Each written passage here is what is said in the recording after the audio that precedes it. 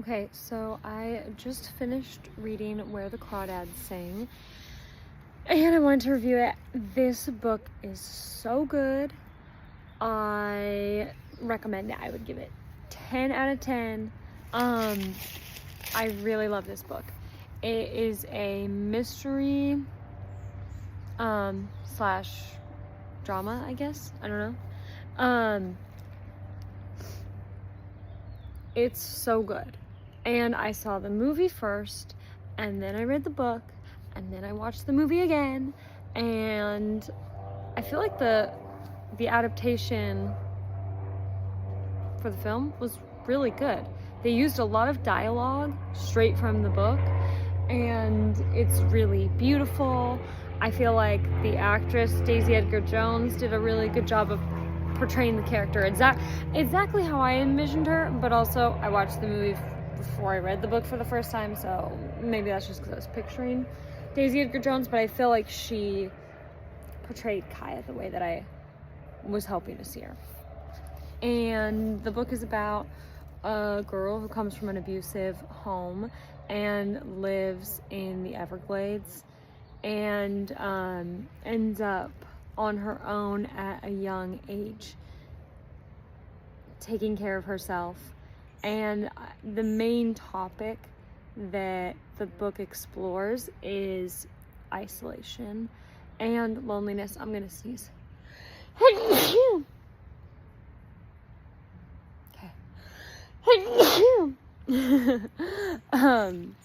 Excuse me. Loneliness and isolation.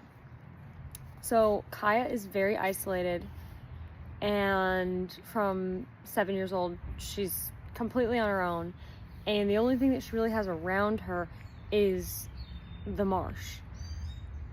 But she becomes so connected to the marsh because it is really what she has. And from that, she builds connections with the animals.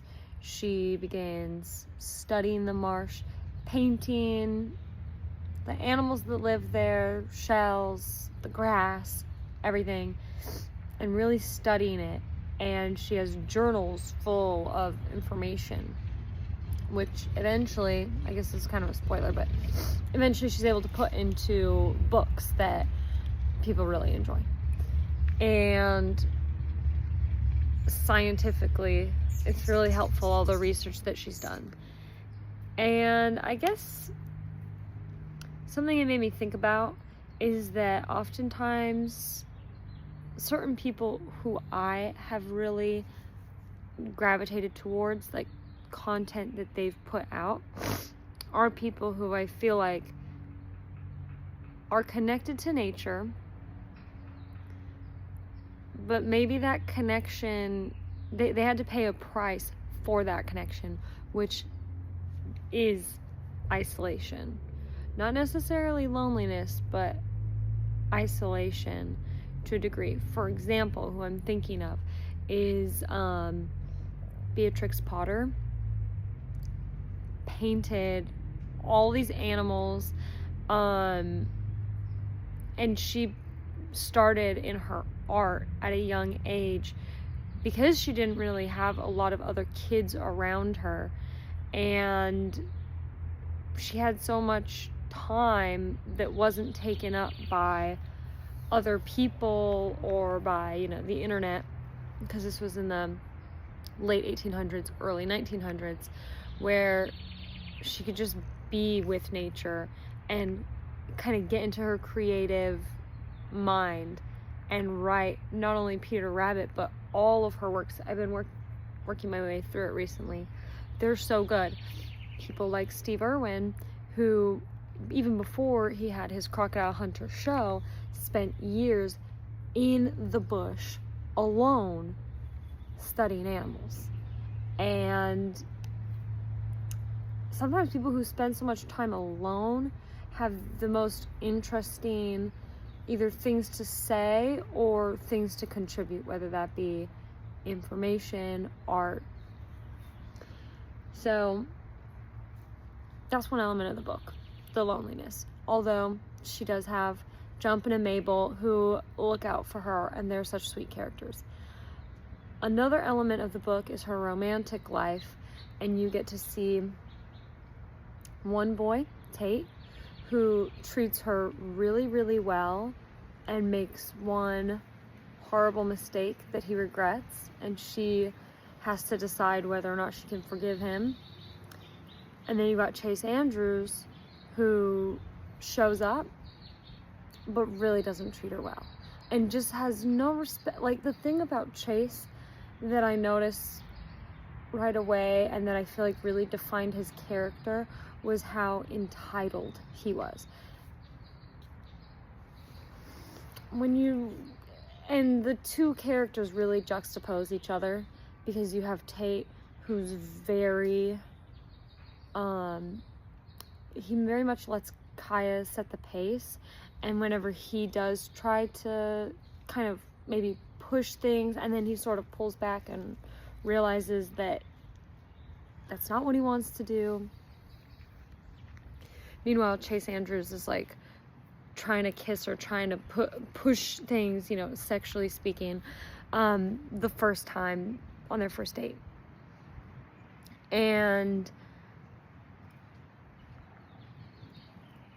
Chase Andrews, I think, was a really interesting character, because he did, when he said that he loved Kaya, I think he was like entranced by Kaya. Like, he was so interested in her. I don't think he loved her, but he was attracted to her, and there was something about her that he couldn't get from anybody else. And he definitely, I guess, had a weakness for that. But he didn't really want to be with her. He would say anything to get what he wanted from her.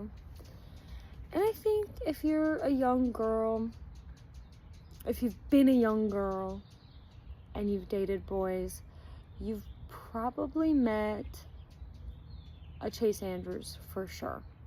That would be my guess. And maybe you've met a Tate. But I think that those characters both represented two types of boys that are very real and that most young women can probably relate to.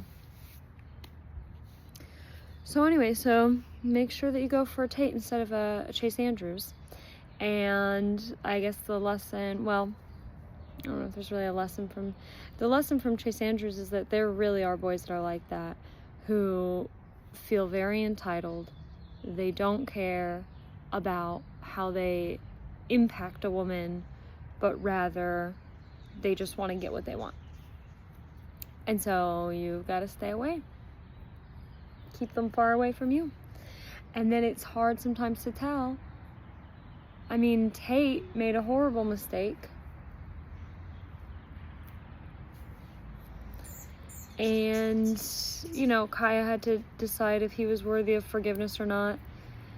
It would be interesting. There was never a character, there's not a character in the book, a guy, who is interested in Kaya and doesn't mess up in some way.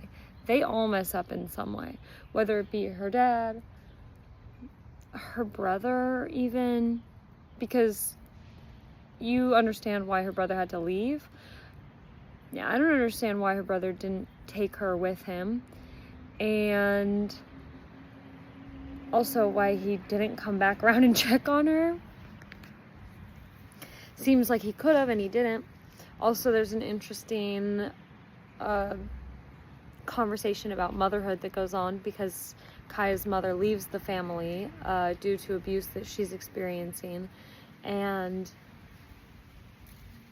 Kaya spends the rest of her life confused about why a mother would leave her young, and she's searching through books and nature and stuff, trying to find, are there other animals that do this?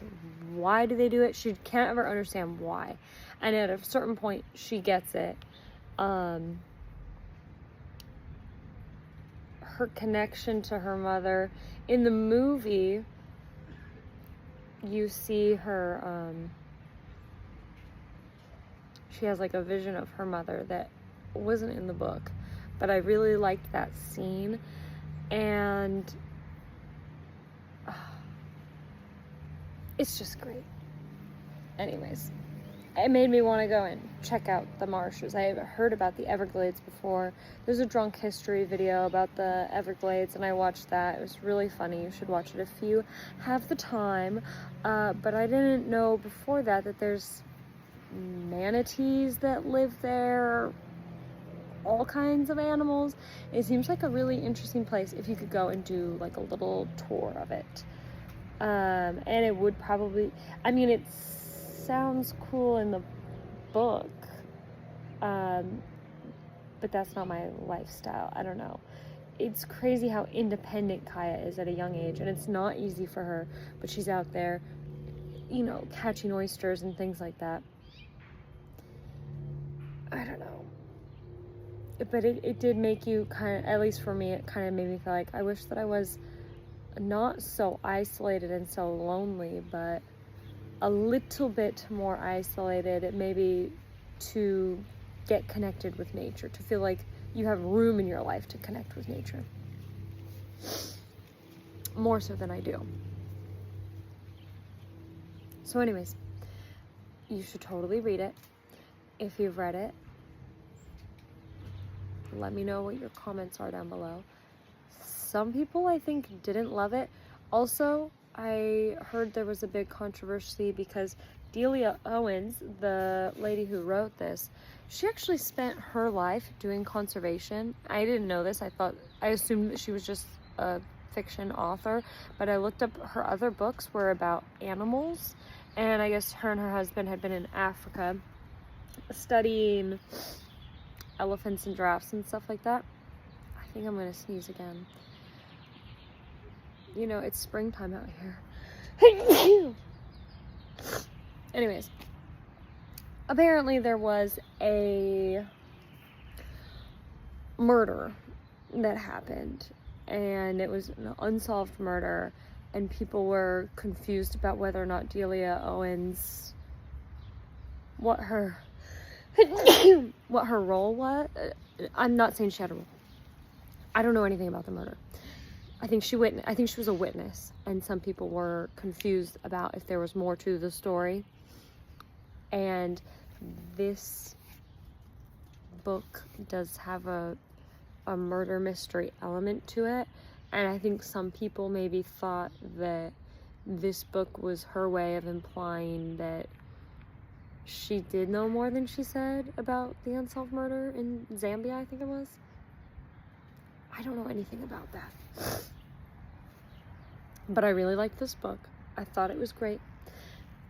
It also deals with being judged by your town. People in town viewed Kaya as lesser than. It deals with a bit of racism. I thought that all of that was very interesting. So, read it, love it, let me know that you love it. If you don't love it, justify that. It's one of my favorite fictional books that I've ever read. That's all I have to say about it, I think. I hope you're having a good day.